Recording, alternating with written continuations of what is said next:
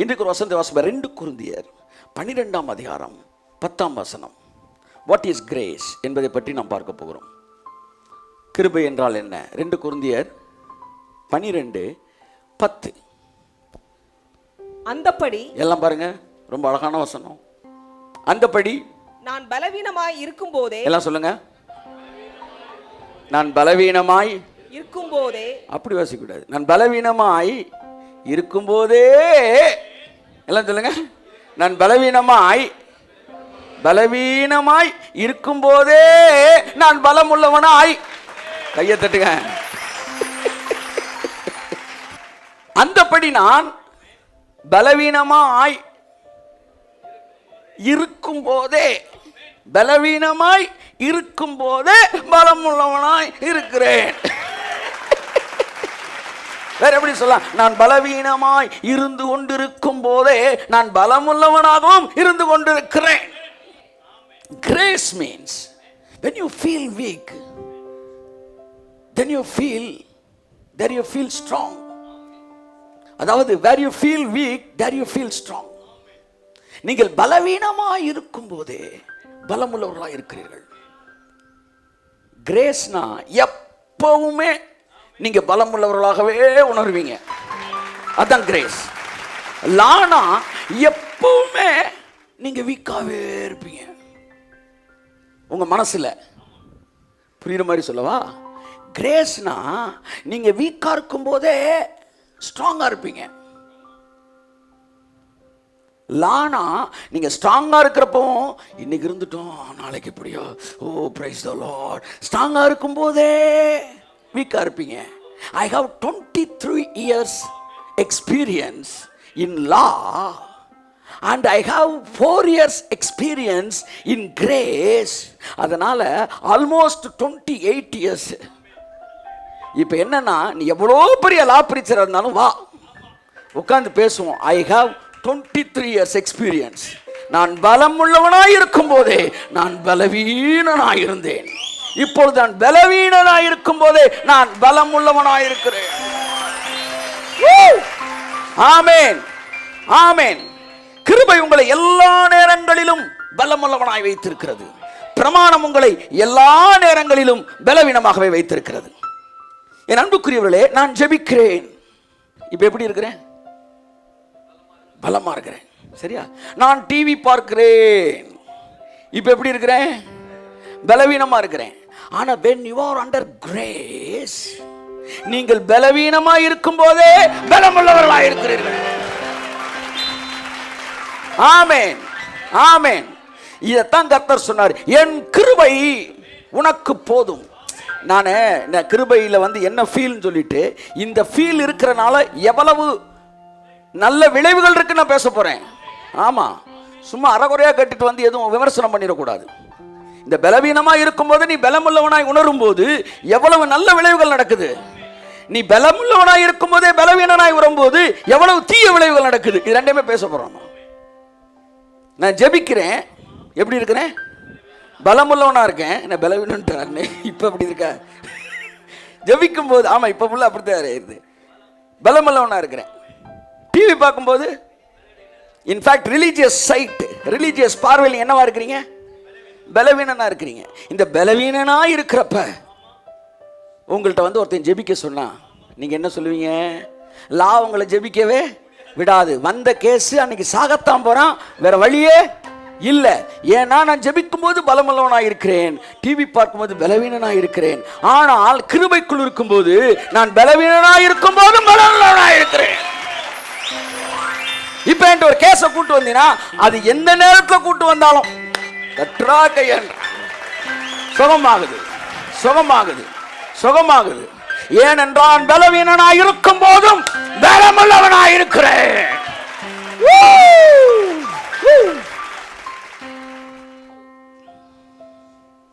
அதனாலதான் இயேசு தூங்கி எந்திரிச்சு நிப்பாட்டினாரு. ஆனா இவங்க எல்லாம் ஜெபிச்சுட்டு தானே ஒன்ன செய்யணும், புயலை நிறுத்தணும். ஆனா இவர் தூங்கிட்டு நிறுத்திட்டார். இதிலிருந்து அறியப்படுவது என்னவென்றால் நீங்கள் தூங்கி எழுந்திருக்கும் போதும் உங்கள் வல்லமை உங்களுக்குள் தான் இருக்கிறது. நல்லவேளை அதிகாலை ஜெபித்துக் கொண்டிருக்கும் போது கூப்பிட்டு காமிச்சிருந்தானே பார்த்தீங்களா, அதிகாலை ஜெபத்தில் எவ்வளோ வல்லமை இருப்பாங்க. அதிகாலை ஜெபம் நடந்துக்கிட்டு தான் இருக்கு. நீ ஒன்றும் அதை பற்றி எங்களுக்கு சொல்லவே வேண்டாம். அதை கொண்டு போய் நீ அங்கே அதை கனெக்ட் பண்ணாத. புரியுதா உங்களுக்கு? அதாவது எப்படின்னா, கோலியாத்தை கொண்டது யாரு? தாவீது. தாவீது அன்னைக்கு காலையில் எந்திரிச்சு பல்லு விளக்கிருப்பானா மாட்டானா சொல்லுங்க? ஆமாம், காலை எழுந்திரிச்சு ஒருவேளை பைபிள் அந்த வசனம் இருந்துச்சுன்னு வச்சுக்கோங்க, காலை எழுந்துன்னு பல் துளக்கினான், பிறகு கிளம்பி போய் கோலியாத்தை அடிச்சான்னா நம்ம பிரசங்க என்ன பண்ணியிருப்பாங்கன்னா, பார்த்தீர்களா பல் விளக்கினால் தேவனுடைய வல்லமை வெளிப்படுகிறது. சோ பல் விளக்கும் போது கோலியாத்துகள் அழிக்கப்படுகிறார்கள். பல் விளக்குவதனால் வருகிற 10 ஆசீர்வாதங்கள் எப்படி பாப்பா அட்சாண்டா எதுகை மோனை. இப்ப கர்த்தர் என்ன சொல்றாரு? பல்லு விளக்குனா சாலடா. உடனே இவன் கேட்கிற, அப்ப பல்லு விளக்க வேணாமா? டே பல்லு விளக்குடா, ஆனா கோலியாத்துக்கும் பல்லு விளக்குறது சம்மதம் கிடையாதா? புரியுதா? ஜெபிச்சனால அங்க நிக்கலடா, விசுவாசத்துல நிக்குது. அப்ப ஜெபிக்க வேணாமா? நீ ஜெபம் பண்ணு, ஆனா இதையும் அதையும் கனெக்ட் பண்ணாத. மொட்டை அமாவாசைக்கும் அப்துல் காதருக்கும் சம்பந்தம் கிடையாது. ஜெபிக்க வேணாம் நான் சொல்லல, ஆனால் ஜெபிக்கும் போது மட்டும் நீங்கள் பலமுள்ளவர்களாக இருக்கிறீர்கள் என்றால் நீங்கள் பிரமாணத்தின் கீழ் இருக்கிறீர்கள். நீங்கள் பலவீனமாக இருக்கும் போதும் பலமுள்ளவர்களாக இருப்பீர்கள் என்றால் கிருபைக்குள் இருக்கிறீர்கள். முந்தின வசனம் வாசிக்க இன்னும் கொஞ்சம் தெளிவா தெரியும். 12:9 சீக்கிரம். அதற்கு அவர் முந்தின அதுக்கு முந்தின வசனம் வாசிக்க இன்னும் நல்லா இருக்கும். அது என்னை விட்டு நீங்கும்படிக்கு, அதுக்கு முன்னாடி வாங்க, அன்றியும் எனக்கு வெளிப்படுத்தப்பட்டவைகளுக்குரிய மேன்மை நிமித்தம் நான் என்னை உயர்த்தாதபடிக்கு என் மாம்சத்திலே ஒரு முள் கொடுக்கப்பட்டிருக்கிறது. ஓகே, என்னை நான் உயர்த்தாதபடிக்கு அது என்னை குட்டும் சாத்தானுடைய தூதனாய் இருக்கிறது. பாத்தீங்களா? சாத்தானின் தூதன் தான் கில்ட்டி கான்சியஸ். என்னை உயர்த்தாதபடிக்குன்னா அவன் என்ன சொல்றான்னா, வந்து கடவுளுக்கு இதுக்கு சரியான மீனிங் என்னன்னா, நீங்க சரியா அந்த ஃபுல் கான்டெக்ஸ்ட் எடுத்து பார்த்தீங்கன்னா சரியான கடவுள்கிட்ட வந்து தைரியம் ஆண்டவன் உங்க பிள்ளை அப்படி சொல்லக்கூடாதபடிக்கு. It is not I think it's boasting himself. தேவன்கிட்ட தைரியமா நீங்க வர முடியாதபடிக்கு உங்களை குட்டுகிற சாத்தானின் தூதன் அந்த கில்ட்டி கான்சியஸ். நீங்க பிரமாணத்தில் இருக்கிற வரைக்கும் அந்த கான்சியஸ் இருந்துகிட்டே இருக்கும். அடுத்த வசனம் வாசிங்க. அது என்னை விட்டு நீங்கும்படிக்கு, அது என்னை விட்டு, எது? அந்த கான்சியஸ், அந்த பலவீனம் என்னை விட்டு நீங்கும்படிக்கு நான் 3 தரம் கர்த்தரிடத்தில் வேண்டிக் கொண்டேன். 3 தரம். எத்தனை நாள் ஃபாஸ்ட் பண்ணியிருந்தான், எத்தனை நாள் பிரேயர் பண்ணியிருந்தான் தெரியல. 3 நாள் ஜோம் பண்ணானா. ஒரு பேக்கேஜ் 5 நாள் பிரேயர் ஒன்று, அடுத்த ஒரு 7 நாள் அந்த மாதிரி இருந்திருக்கலாம். 3 முறை ஃபிக்ஸ் பண்ணி ப்ரேயர் பண்ணியிருக்கான். ஆண்டவரே, வீக்கான என்னுடைய இந்த கில்ட்டி கான்சியஸ் என்னை விட்டு நீங்கட்டும் ஆண்டவரே. அது கர்த்தர் சொன்னாரா, உன் ஜெபத்தை கேட்டேன், நான் குதூகலம் அடைந்தேன். அதை சொல்லவே இல்லை. அவர் நேராக வந்தோடனே, எதுக்குடா ஜெபம் பண்ணிக்கிட்டு இருக்கிற அப்படின்னாரு. ஆண்டவரே, என் பலவீனம் நீங்கும்படிக்கு. அப்போ அவனை பார்த்து சொன்னாரு, உன் ஜெபம் உனக்கு போதும், பலவீனத்திலே உன் ஜெபம் உனக்கு. அப்படி சொல்லல. அவர் சொன்ன அடுத்த வசனம் வாசிங்க. அதற்கு அவர், என் கிருபை உனக்கு போதும். அப்படின்னா இந்த இத்தியாதி இத்தியாதி இத்தியாதி இது எல்லாம் வேண்டாம், கிருபை போதும், கிருபை போதும். டிக்கெட் எடுத்துட்டீங்க, வேற எதுவும் எடுக்கணுமா? ஒன்றும் வேண்டாம். ஒருத்தன் டிக்கெட் எடுத்துட்டேன் பஸ்ஸில், வேற எதுவும் வேணுமான்னு சொல்லுவீங்க, டிக்கெட்டு போதும். இவன் சொல்றான், வேற ஏதாவது செய்யணுமா ஆண்டவரே? என் கிருபை போதும், இதுக்கு மேல வேற ஒன்றும் வேண்டாம். ஆமென் சொல்லுங்க. என் கிருபை உனக்கு போதும், உன் பலவீனத்தில் என் பலம். என் பலம் என் பலம் எங்க வந்து உட்காரும்? உன் பலவீனத்தில்.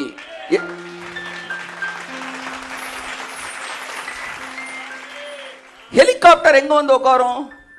ஹெலிபேடில் வந்து உட்காரும். கிருபை எங்க வந்து உட்காரும்? கையை தட்டுங்க.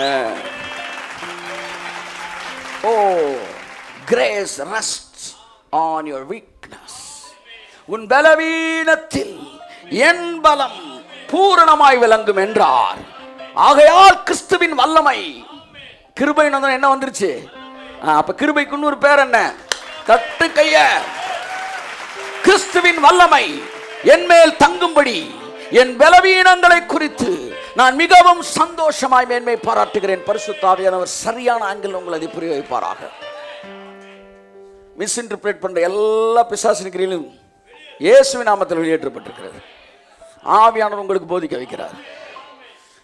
என் கிருபை உனக்கு போதும் என்றார். அடுத்த வசனம் வாசிங்க. அடுத்த வசனம் போடுமா? அந்தபடி நான் பலவீனமாய் இருக்கும் போதே பலமுள்ளவனாய் இருக்கிறேன். இருக்கும் போதே சொல்லுங்க, இருக்கும் போதே கை தட்டுங்க. பலவீனமாய் இருக்கும் போதே நான்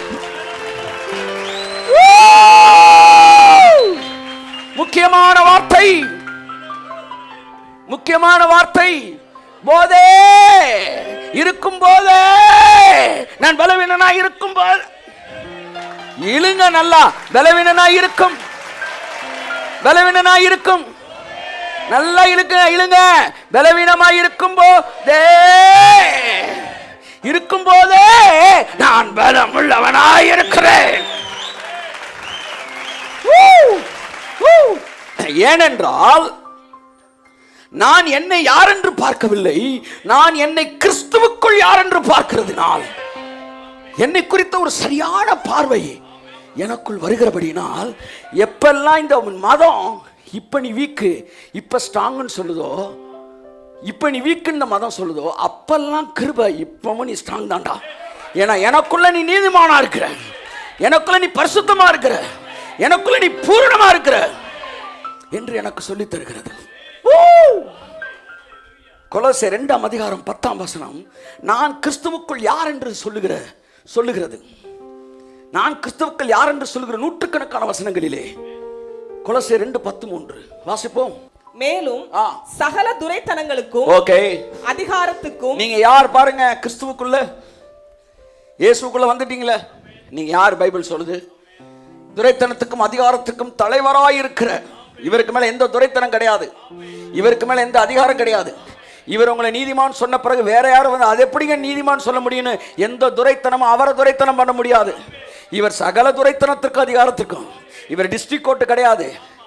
ஆமா, இவர் டிஸ்ட்ரிக்ட் கோர்ட்டு கிடையாது, ஹை கோர்ட்டு நோ சொல்றதுக்கு. இவர் ஹை கோர்ட்டு கிடையாது, உச்ச நீதிமன்றம் நோ சொல்றதுக்கு. இவர் உச்ச நீதிமன்றத்துக்கெல்லாம் மேல, இவருக்கு மேல எந்த கோர்ட்டும் கிடையாது.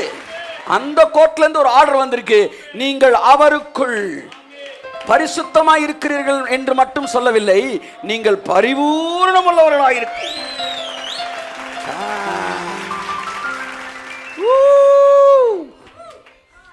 நான் பரிசுத்தம் உள்ளவனாய் இருக்கிறேன் என்பதை ஏற்றுக்கொள்ளலாம். நான் பரிபூரணம் உள்ளவனாய், பரிபூரணம் என்ன தெரியுமா அர்த்தம்? உன்னில் பழுது ஒன்றும் இல்லை.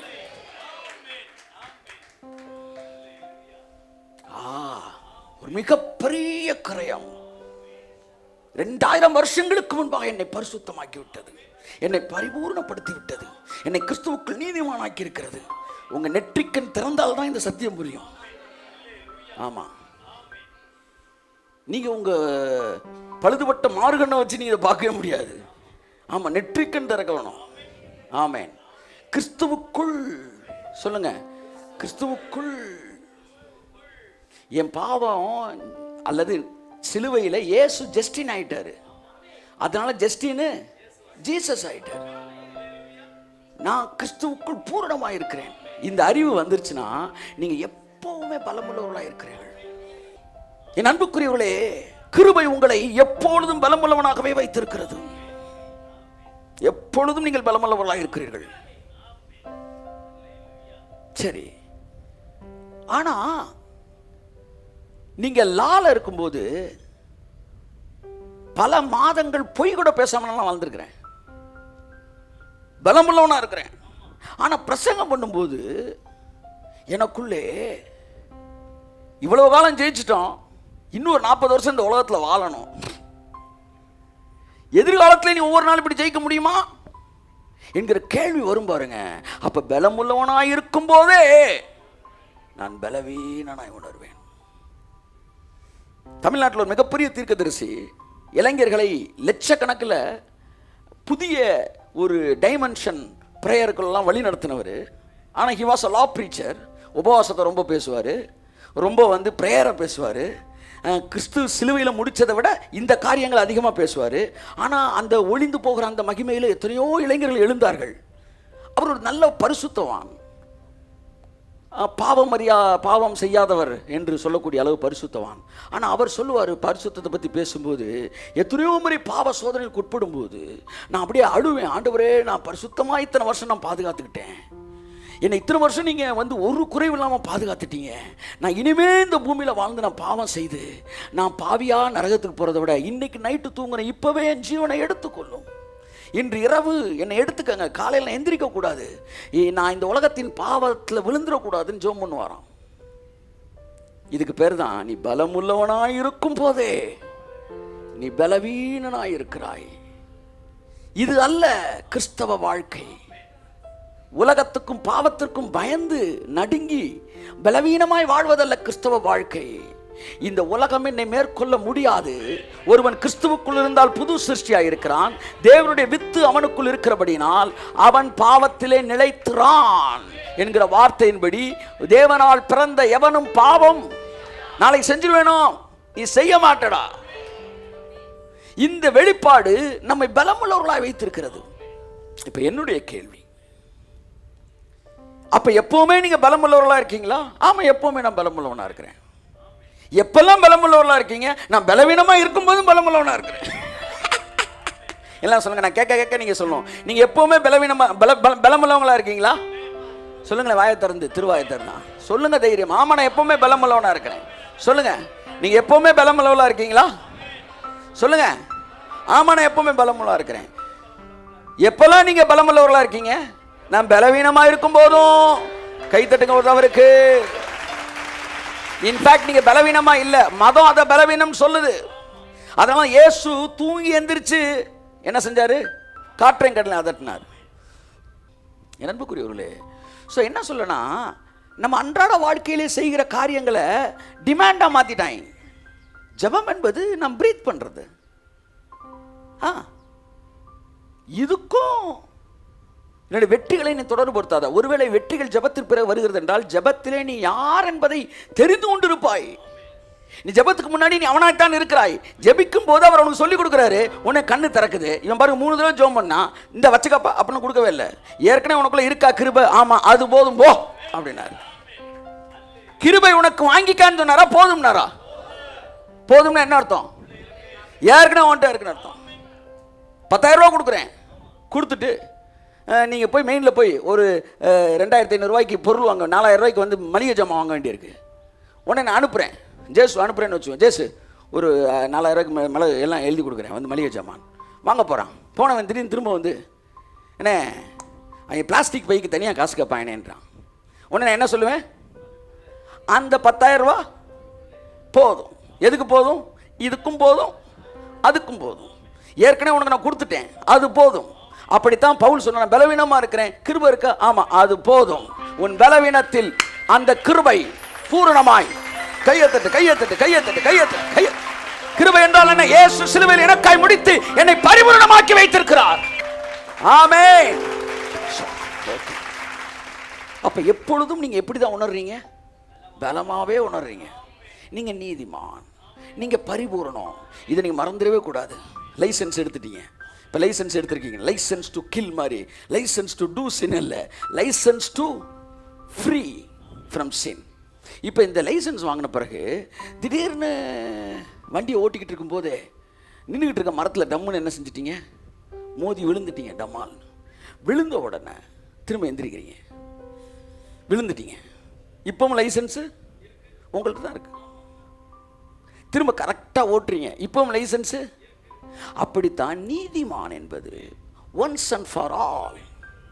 அதான் நான் சொன்னேன், நிரந்தர நீதிமான் அப்படின்னு ஒரு மெசேஜ் எடுத்திருக்கேன், போய் பாருங்க. நிரந்தர நீதிமான். நீங்க டெம்பரவரி நீதிமான் இல்லை. ஆமா, நிரந்தர இளைஞன் அப்படின்ற மாதிரி நிரந்தர நீதிமான். எவர் ரெடி. உங்களுக்கு பேர் வந்து ஆமா ஃபாஸ்டிங் தென் ரெடி கிடையாது. உங்களுக்கு பேரு எவர் ரெடி பேட்டரி, எவர் ரெடி. அப்ப இயேசு வந்து எவர் ரெடி. ஆமா, தூங்கிட்டு இருக்கும்போது ஐயா என்னடா பண்ற? காற்று எவர் ரெடி. எவர் ரெடி.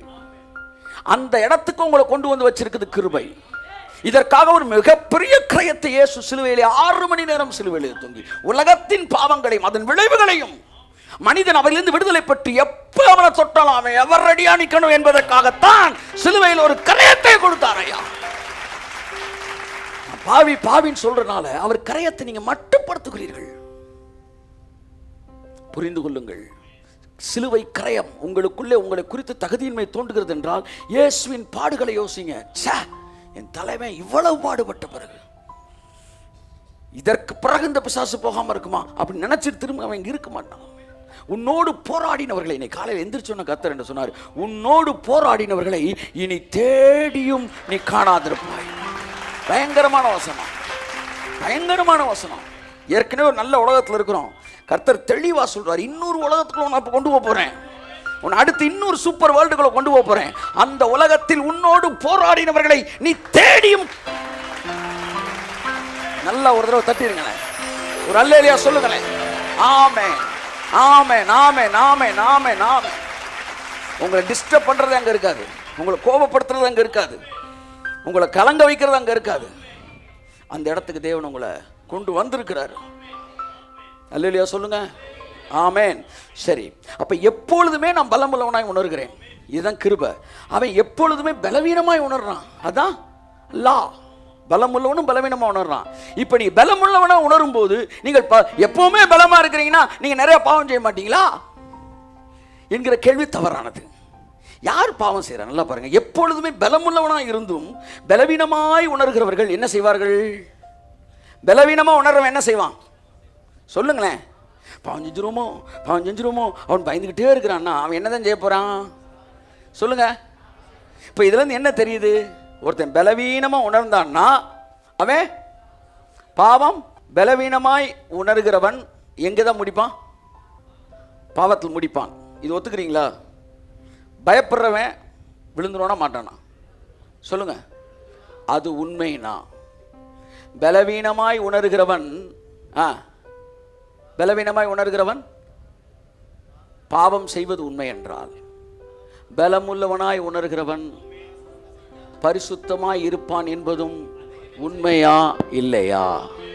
பலவீனமாய் இன்றைக்கு ஒருவன் உணர்ந்தால் நாளைக்கு அவன் பாவம் செய்வான்னா, பலமுள்ளவனாய் ஒருத்தன் உணர்றானா, நான் கிறிஸ்துவுக்குள்ள நீதிமான் உணர்றானா, கட்டாயம் அவன் நீதிமானாக தான் இருப்பான். அவன் பரிசுத்தமானவைகளை தான் செய்வான். அவன் வாழ்க்கையில் பைபிள் சொல்லுவான், he will not continue in sin. அவன் பாவத்தில் நிலைத்து இருக்க. கை தட்டுங்க உதரவருக்கு. ஆமென். அப்படி இருக்கு. ஆமென். ஸோ பலம் உள்ளவர்களாய் உணருங்கள். சொல்லுங்க பக்கத்தில் பார்த்து. ஆமாம், பலவீனமாய் உணராதிருங்கள். நீங்கள் பலவீனமாய் இருக்கும்போதும் பலமுள்ளவர்களாய் உணருங்கள். ஆமென், ஆமென், ஆமென், ஆமென், ஆமென், ஆமென், ஆமென், ஆமென். பைபிள் சொல்லுகிறது, நீங்கள் எல்லா ஞானத்தோடும் புத்தியோடும் ஆவிக்குரிய விவேகத்தோடும். ஆவிக்குரிய விவேகம், இதைத்தான் நான் தொடங்கும்போது சொன்னேன். நேர்மறையாக பேசி எதிர்மறையான விளைவை ஏற்படுத்துவாங்க. சில எதிர்மறையான பேச்சு மாதிரி இருக்கும், ஆனால் நேர்மறையான விளைவை கொடுக்கும். ஸோ நீங்கள் ஆவிக்குரிய வாழ்க்கையில் வைராக்கியத்தோடு போகக்கூடாது, ஆவிக்குரிய வாழ்க்கையில் விவேகத்தோடு போகணும். எந்த செய்தி பார்க்கறதுக்கு தியாகசீலராக இருக்குது அதல்ல, எந்த செய்தி ஜனங்களை மாற்றுகிறது, இதற்கு பெயர் தான் ஆவிக்குரிய விவேகத்தோடு. என் அன்புக்குரிய கர்த்தரை ஆசீர்வதிப்பார். எல்லாம் ஒரு தடவை சொல்லுங்க, என் கிருபை உனக்கு போதும். இயேசு சொன்னார். பவுல் சொல்கிறார், நான் பலவீனமாய் இருக்கும்போதே, நான் பலவீனனாய் இருக்கும்போதே நான் பலமுள்ளவனாய் இருக்கிறேன். எப்பேற்பட்ட வாழ்க்கை தெரியுமா அது? எப்போதும் இறைவனோடு இணைந்திருக்கிற வாழ்க்கை. எந்த ஒரு விஷயமும் உங்களை இறைவனை விட்டு பிரிக்க முடியாத ஒரு வாழ்க்கை.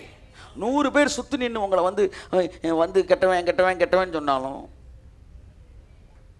நீங்கள் அவர் கூட அப்படியே இணைஞ்சிருக்கிற வாழ்க்கை. Such a wonderful life. Amen. அதனால தான் நீதிமான காட்டுறதே இல்லை. குறிப்பாக எதிரிகள்கிட்ட ரொம்ப கெட்டவனா காட்டுவேன், நீ குழம்பிக்கிட்டே இரு, உனக்கு அதுதான் சாபக்கேடு. நான் நல்லவனாக காட்டுன்னு வச்சுக்காம என்ன நினைப்பான், நல்லவனாயிட்டான், சரி பொழைச்சிப்போம், நல்லவனாக இருக்கிறான், அவனை ஆசிரியப்பார், அவன் கெட்டவனாக தான் இருக்கான், ஆனாலும் அது எரியணும் உனக்கு.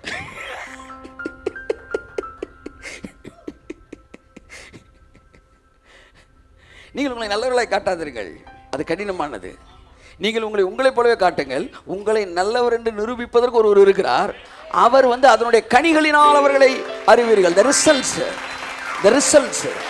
ரிசல்ட் காட்டும். ஆமென். என் அன்புக்குரியவர்களே, ஆகவே நீங்கள் கிறிஸ்துவுக்குள் பூரணமாக இருக்கிறீர்கள். நீங்கள் பலவீனமாக இருக்கும்போது பலமுள்ளவர்களாக இருக்கிறீர்கள். இந்த உறவு, இந்த வாழ்க்கை இறைவனோடு என்றென்றைக்கு இணைந்திருக்கிற ஒரு வாழ்க்கை. ஆமென். அநேகருக்கு ஆசீர்வாதமாக இருக்க போகிற ஒரு வாழ்க்கை. நீங்கள் போங்க, எல்லா நேரத்திலும் நீங்கள் பலமாக தான் இருக்கிறீங்க, நீங்கள் நீதிமானாக தான் இருக்கிறீங்க. அந்த எண்ணம் இருக்குது பார்த்தீங்களா, அந்த நீதிமான், அந்த எண்ணமே உங்களை நீதிமானாக்கிறோம் சார். அந்த எண்ணமே செயல்களில் உங்களை நீதிமானாக்கிறோம். உள்ள நீங்கள் நீதிமான் புரிந்து கொண்ட பிறகு உங்கள் செயல்கள் மாற ஆரம்பிக்கிறது.